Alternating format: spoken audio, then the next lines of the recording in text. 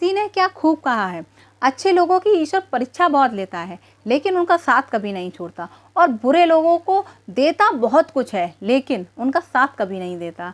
Hello guys, welcome back to my channel, myself Sunita Singh.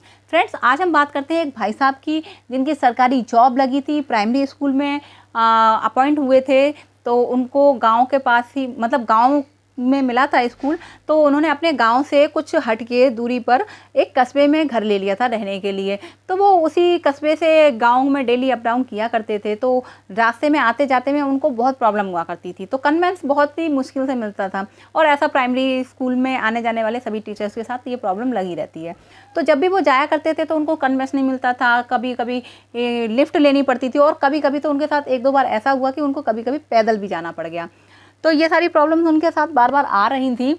In problem को देखते हुए उन्होंने सोचा कि अब मुझे 1-2 साल हो गई जॉब करते करते, तो मेरी सैलरी भी आ गई है, मैं एक काम करता हूँ, सबसे पहले मैं अपने लिए एक बाइक ले लेता हूँ, इस समस्या से छुटकारा पाता हूँ।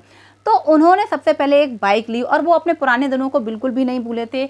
वो नई बाइक लेके आए थे, और जब भी वो कस्बे से गाँव के लिए जाते थे या गाँव से वापस कस्बे में आते थे, तो हमेशा किसी ना किसी व्यक्ति को ज़रूर बैठा कर लेके आया करते थे, क्योंकि वो इस समस्या से जूझ चुके थे। उनको पता था कि जब कन्वेंस नहीं मिलता तो कितनी बड़ी प्रॉब्लम क्रिएट होती है। ऐसे करते करते वो कभी किसी छोटे बच्चे को, बुजुर्ग को, जवान आदमी को, सबको लेके आना जाना उनका कंटिन्यू रहा। एक दिन जब वो स्कूल से वापस आ रहे थे, और इसी तरह से करते करते सभी व्यक्ति उनको जान गए थे, सभी जगह उनका नाम था, मान सम्मान था, वो बहुत फेम पा चुके थे। उनको और उनकी बाइक को हर व्यक्ति पहचानता था। ऐसे एक दिन जब वो स्कूल से वापस घर के लिए आ रहे थे, तो उनको कोई सवारी नहीं मिली कि कोई उनके साथ वापस लौट के आता। तो जैसे ही उन्होंने बाइक को स्टार्ट किया और वो चलने लगे, तो एक व्यक्ति आया और वो बोला कि सर, आप मुझे लिफ्ट दे सकते हैं क्या? तो उन्होंने बोला कि जी बिल्कुल दे सकता हूँ, आप बैठ जाओ। वो व्यक्ति बैठ गया, और थोड़ी देरी बाद उसने एक काम किया, उसने अपनी पॉकेट में से एक चाकू निकाला और वो सर जी की पीठ पर लगा दिया, और बोला कि गाड़ी को साइड में तुरंत लगाओ, और आज से ये गाड़ी मेरी, और तुम गाड़ी से उतर जाओ और इस गाड़ी की तरफ पलट कर भी नहीं देखना। सर जी चौंक गए, बिल्कुल उनको समझ में नहीं आ रहा था ये बंदा कर क्या रहा है आखिर। तो उसके बाद उसने बोला कि सर ने बोला कि आप एक काम करो, देखो आप मुझसे बाइक तो ये ले रहे हो, कोई बात नहीं है, तुम ले जाओ बाइक। अब तुम जब इतनी ज़बरदस्ती कर रहे हो, तुम अपनी हरकत से बाज नहीं आ रहे हो, कोई बात नहीं, अब तुम ये बाइक ले जाओ, बट इस रास्ते पे इस बाइक को कभी दोबारा मत लेके आना, और ना तुम खुद कभी नज़र आना, क्योंकि इस रोड पे लोगों को वाहन बहुत कम मिलते हैं, आने जाने में परेशानी होती है।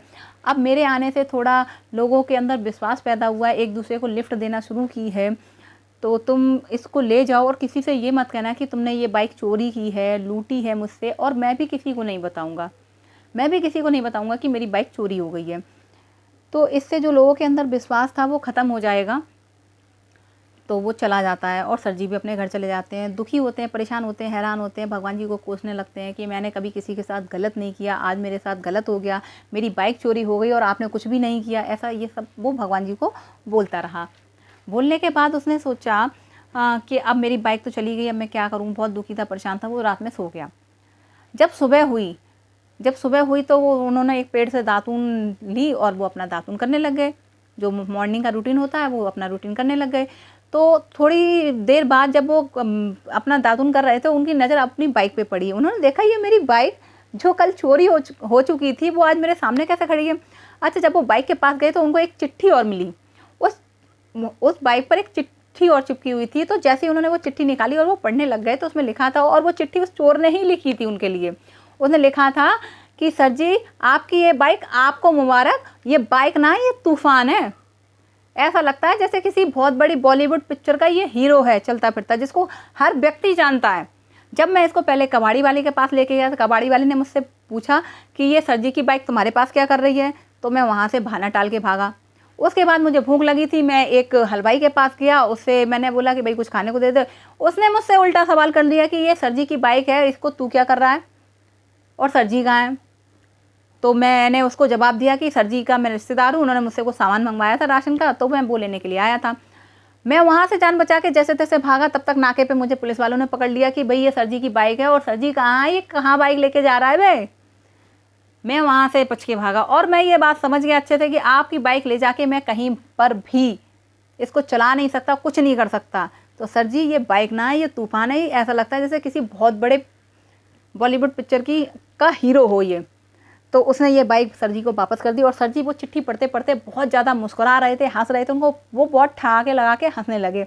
उसके बाद उस चिट्ठी में लिखा था कि सर जी मुझसे गलती हो गई, मुझे माफ़ कर दीजिए, और वो बाइक उनके पास पहुंच गई। अब वो भगवान जी को शुक्रिया अदा करने लगे कि मैंने कभी किसी के साथ गलत नहीं किया और आज मेरे साथ भी गलत नहीं हुआ। तो हमेशा आप जैसे कर्म करते हैं आपको वैसा ही फल मिलता है। ये कहानी हमको 2 बातें सिखाती है कि आप जैसा कर्म करोगे आपको हमेशा वैसा जीवन में फल मिलेगा।